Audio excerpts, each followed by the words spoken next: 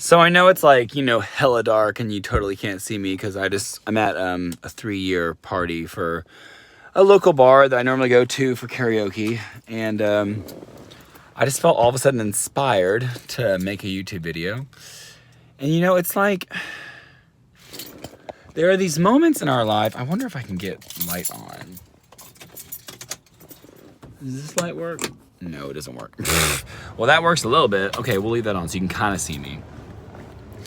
It's like there are these moments in your life where you know who you are. Well, should I say where you've been and who you were.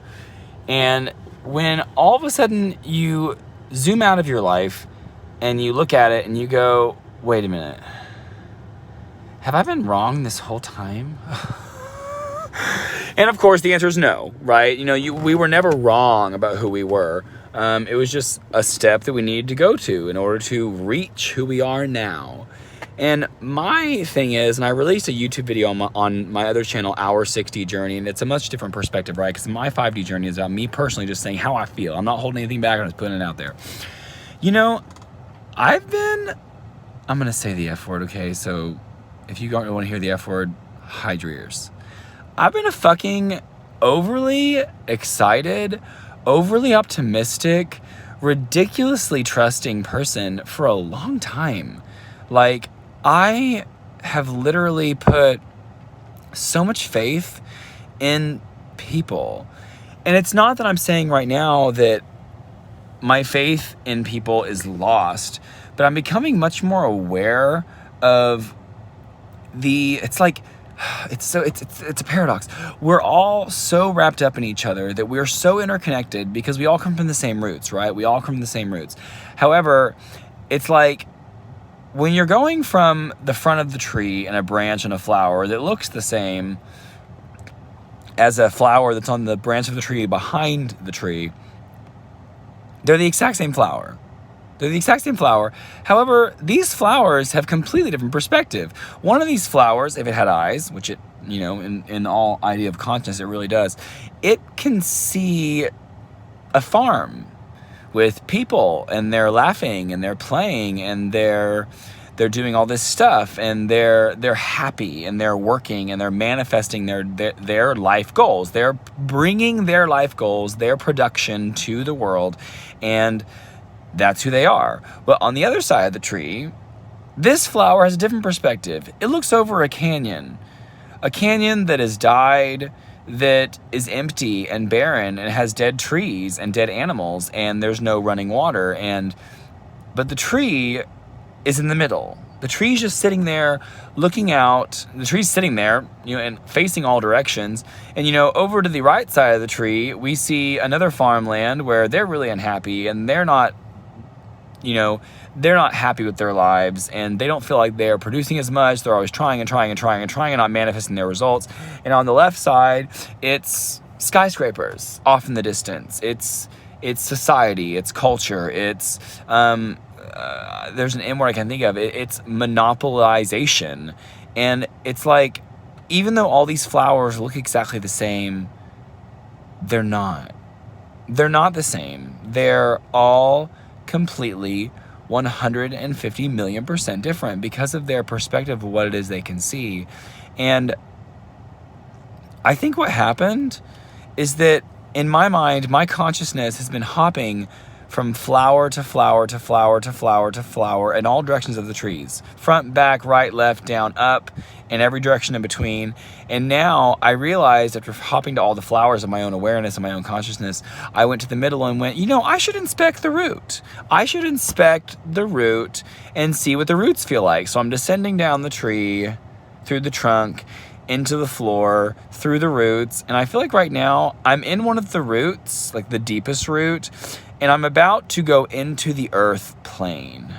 Like, I was all wrapped up in the flower and being above and being up in the higher awareness and the spiritual ascension and all this jazz. And right now, in my personal perspective, I'm descending down, which, again, descending, ascending, there's no positive, there's no negative, right? This is just an awareness of location through space and time. I'm descending down through the tree, my own self-awareness of who I am as a person, and going, I really have pessimistic qualities. There are negative thoughts inside me. People are, another word, hide your ears, shit. There are a lot of, again, hide your words, shitty people out there. It's really true. There are a lot of shitty people who will do anything to get an advantage in the world, whether it's take advantage of their own family, of their friends, of their coworkers, of their bosses, of people they don't know, strangers. They will do anything to create exactly what it is they want to get out of life without any sort of care for the rest of us. And that awareness of me realizing how real that reality actually is unprecedented. Like the last 2 years, I have gone through so many people lying to me. And of course, because I'm a deep introspective thinker, I'm like, wow, I must have made some really interesting choices in this life. And if there were other lives, I must have made even more interesting choices, because there are some things that have happened to me that I'm going like, did I ever do anything that quite deserved this? And that's what's making me start to really think about past lives. And beyond the past lives, it's really almost like there's a thing that my mother brought up when I would say probably around the beginning of high school, where she talked about generational iniquity. It was something we learned about in church, where it's like the sins of the father shall be preceded by the sins of the son, and they will become greater. And it's like in the Apocrypha, it talks about Satan and his son, and how Satan sinned against God, and then his son Mammon came onto existence and bore even more intense sins. And that story to me is about generational iniquity. Like, how did my father lie? How did my grandfather lie? How did my great-grandfather lie? And beyond, great to an infinite number. How did these people lie? How did these people cheat? How did these people betray? How did these people rob others? And how is it by passing down that energy through the ages of, whether it be direct conversation or just energetic exchange, how do we receive these energies? And what can we do? What can I do to transcend those energies? How am I becoming aware of all my flowers, all of my branches, my trunk, all of my roots into the earth? How can I ground all this energy of generational iniquity? How do I bring it into myself? How do I absorb all the energy without being punished, right? Because the punishment part, that, oh my God. I feel like sometimes I need a drink of Mountain Dew. More than 100 miles a minute. How did those, I don't like the word sins because it implies like wrongdoing. I think they're just choices of awareness. How did those choices affect me? How are they still affecting me? How will they affect me in the future? And at what point do I actually owe the world for what it is that my father's committed?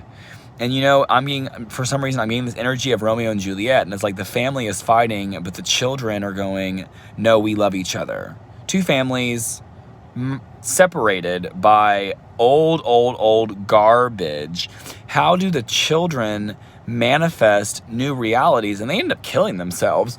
And so I'm just like, it's like we have all these books, we have like Romeo and Juliet, and we have the Crucible, and we have the Scarlet Letter, and we have the Bible, all basically telling us that if you try to rise above, society will kill you. Society will punish you. And it's like, I really believe that right now on the planet, in general, people are rising above their generational iniquity. And wow, a good energy is coming in now. And it's, why? Why are we all holding on to the past? If everyone at this exact moment decided, you know what?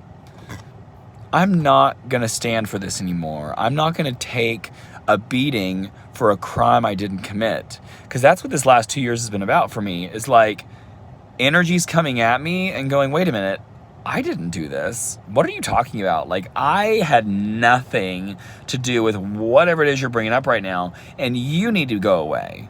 Go away. You don't belong here. And that energy is just so strong and so potent right now on the planet of letting go of generational iniquity. And let me tell you right now, can you see me? I want you to be able to see me.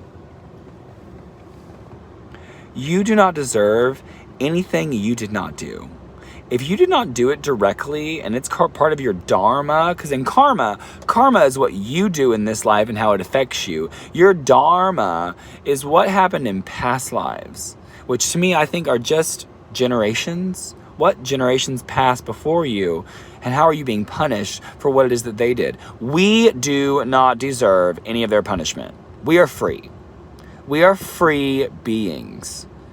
You are free. I am free. We all, there we go. We all are free. That karma and dharma has been released. And I've been saying this for, I feel like months, like a year now. It's been released. So quit holding on to it. Move out of it and decide now, this exact moment, I am free and I am willing and ready to walk into a life of abundance and joy and thriving vitality. Become the manifester, the God-like energy, right? Because we're all parts of God that we deserve. And just do it with no question. Like, don't wonder why everything's happened before you, because everything that you think about before you, that was part of the earth and our timeline and our dimension transmuting energy. And now it's time, guys, it's time for change. It's time for change. And I'm ready. I'm walking in, guys. Time for change. You guys have a greght day. L to the 5th.